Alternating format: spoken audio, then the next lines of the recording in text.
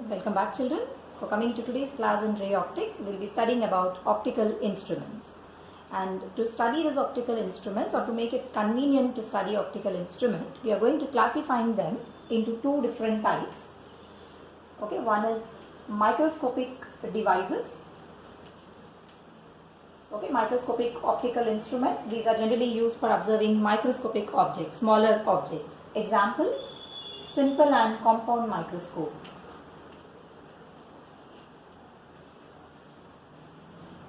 Okay, this comes under a microscopic optical instrument.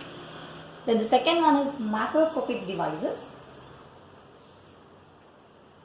which are used for observing macroscopic objects which are far away from us, that is a telescope.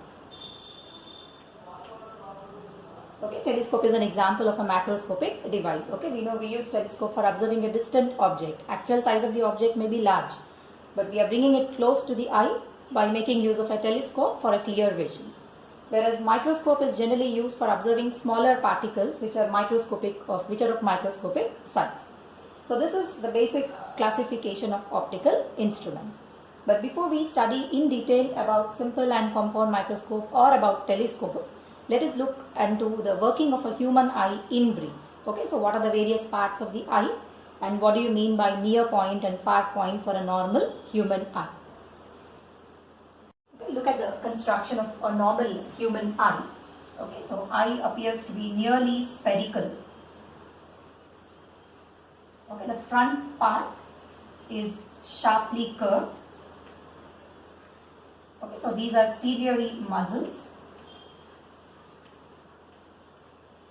Okay, which hold the eye lens and which help in adjusting the focal length of eye lens. Okay, this is the lens part of eye. Okay, the front portion is covered with cornea.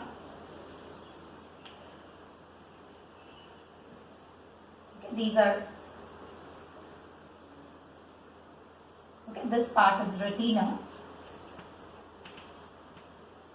Okay, image is formed on the retina, and this region is completely filled with a liquid. We call this as vitreous liquid or vitreous humor.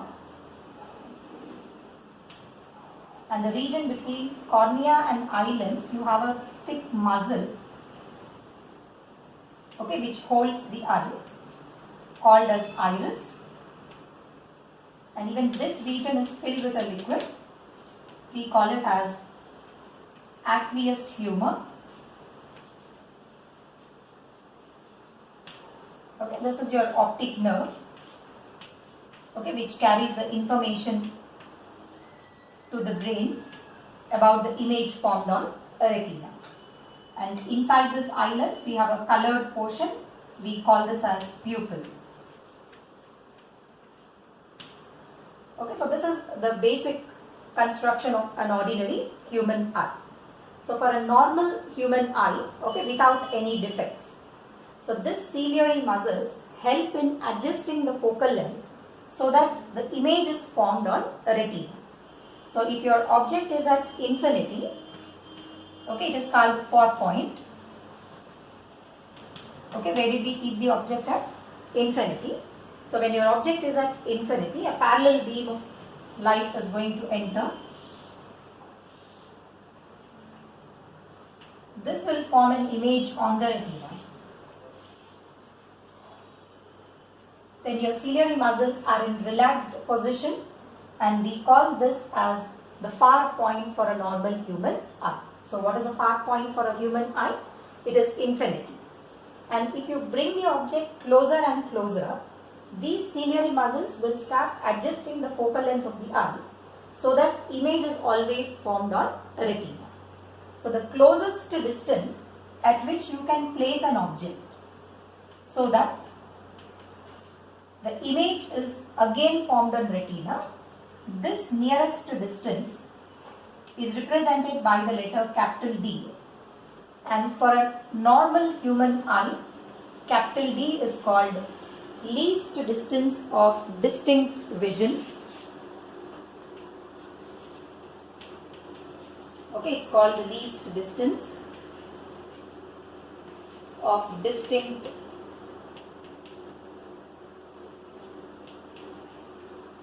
vision, and that is generally 25 centimeter.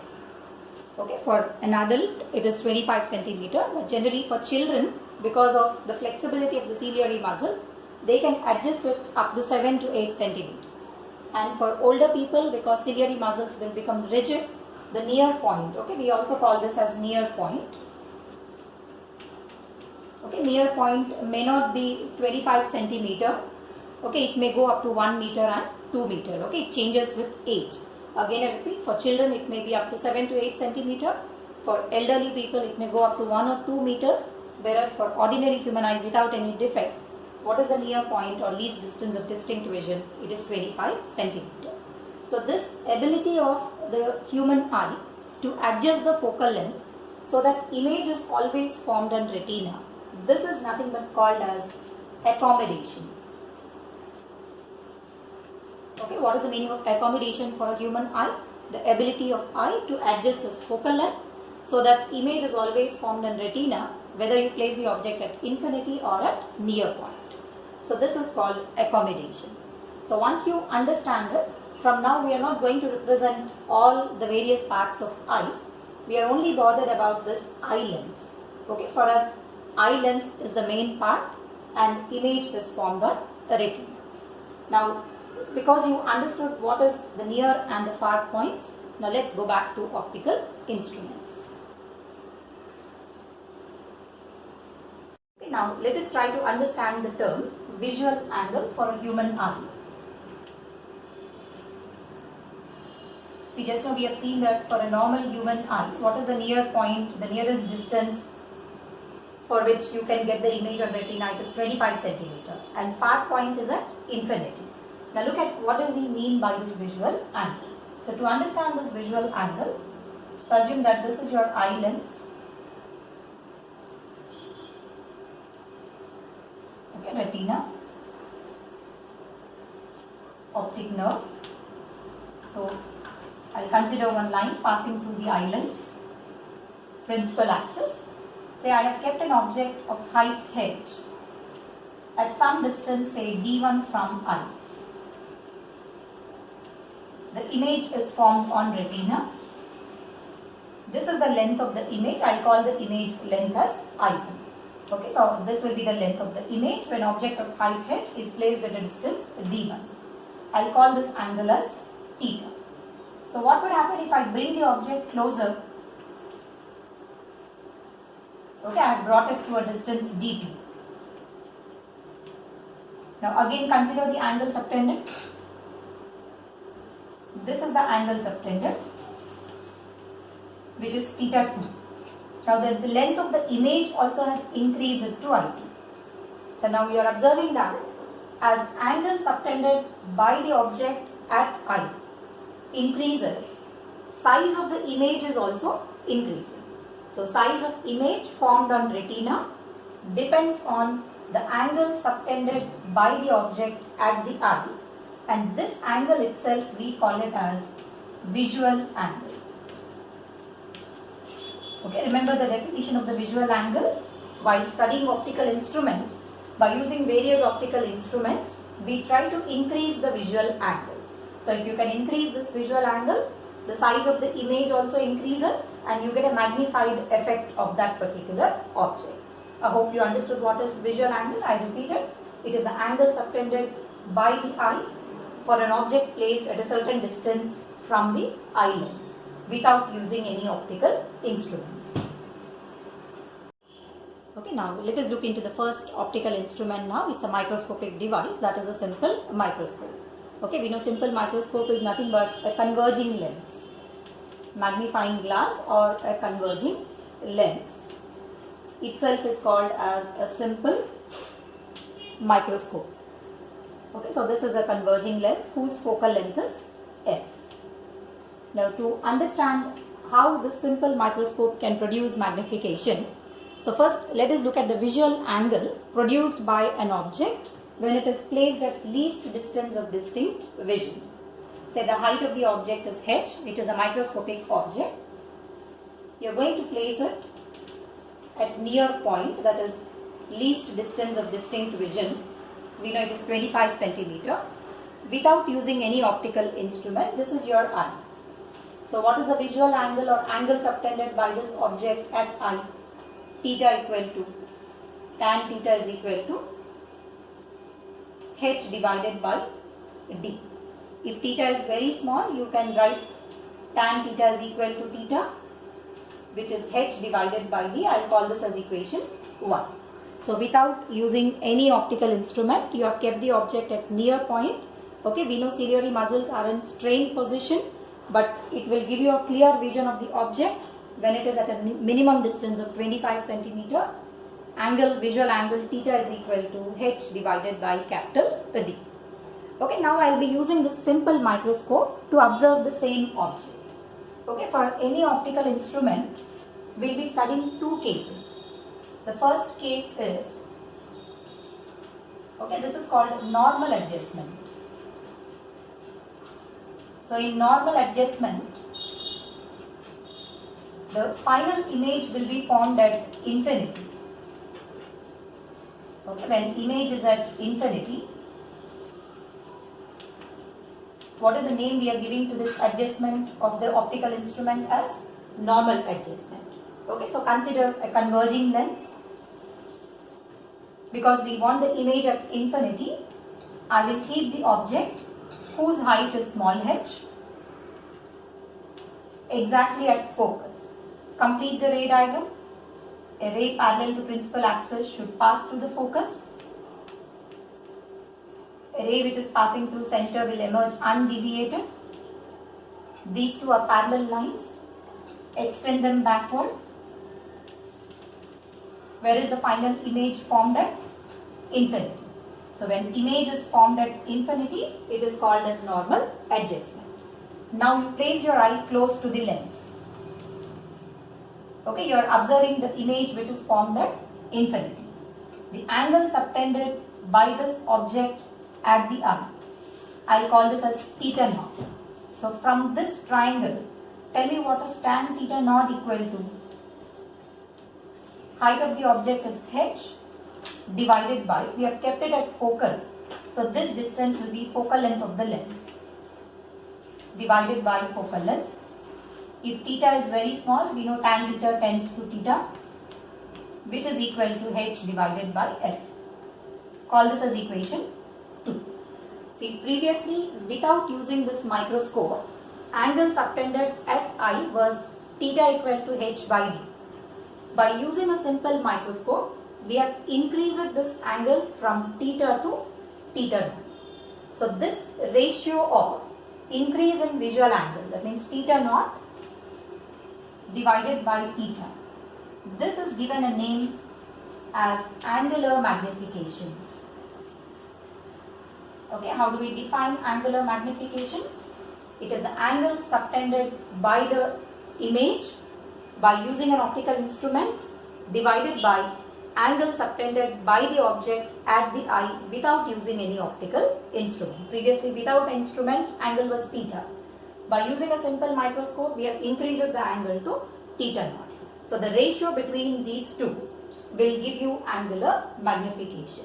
So divide the two relations, equation 1 divided by equation 2. What is your magnification coming out to be? H by d by h by f divided by h by d. This is nothing but equal to d divided by f. So remember this expression, what is magnification produced by a simple microscope when image is at infinity? Magnification is d divided by f. Height of image by height of object is capital D divided by small f. So choose the focal length as small as possible, smaller than capital D, to have a better magnification. So this is the first case for a simple microscope when your final image is formed at infinity. Now let us look at the second case. Second case, case 2. Image should be formed at least distance of distinct vision, that is image at near point. Previously image was at far point infinity, now image should be at near point. To get the image at near point, if this is your simple microscope, where should we place the object? If this is the focus of the lens, okay, keep the object within the focus. Okay, height of the object is h. Complete the ray diagram. A ray parallel to principal axis should pass through focus. A ray which is passing through center will emerge undeviated. So when I extend these rays backward, okay, they meet somewhere here, forming the image. Adjust this distance u such that the final image is formed at near point. Okay, I repeat, previously we have kept the object at focus, image was at infinity. That was a normal adjustment. Now I have moved the object slightly closer to the lens such that the image is formed at near point, or image is formed at a distance of 25 cm from the lens. So when you keep your eye close to the lens, so you are observing this image which is subtending an angle theta naught. Now this time find out what is theta naught from the smaller triangle. Tan theta naught is h by u. If theta is very small, I can write theta naught as equal to h divided by u. Call this as equation 2. So without any optical instrument, angle subtended by the object at I was h by d.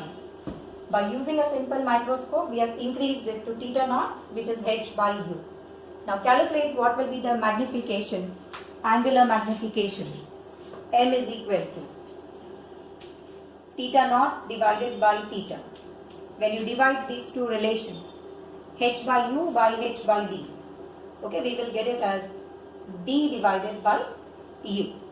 We know capital D is 25 centimeter, but you do not know the value of u.